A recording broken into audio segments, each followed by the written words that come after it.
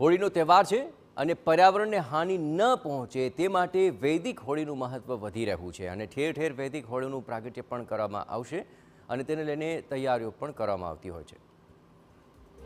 હોળીના ઉત્સવમાં વધારે વૃક્ષોનું નિકંદન ન નીકળે અને પર્યાવરણને પણ ફાયદો થાય તે દિશામાં પ્રયાસ હાથ ધરવામાં આવી રહ્યા છે। આ વખતની હોળીને કોર્પોરેશને વિશેષ બનાવી છે। કોર્પોરેશને 7 ઝોનમાં 14 જેટલી જગ્યાએ વૈદિક હોળીનું આયોજન કર્યું। પર્યાવરણને સુરક્ષિત રાખવા પરંપરાગત હોળી કરતાં વૈદિક હોળી પર વિશેષ ભાર મૂક્યો, જેમાં હોળી દહન માટે લાકડાને બદલે ગાયના ગોબરના છાણા અને તેમાંથી બનેલ સ્ટિકનો ઉપયોગ કરાશે।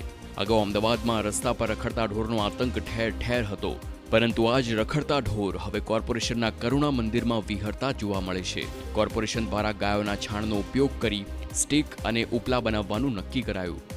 કરુણા મંદિરમાં રોજનું 5000 કિલો છાણ ઉત્પન્ન થાય છે। અત્યાર સુધી તેમાંથી 18340 ઉપલા તેમજ 15330 જેટલી ગોબરની સ્ટિક તૈયાર કરાઈ છે અને તેનો જ ઉપયોગ હોલિકા દહનમાં કરવામાં આવશે।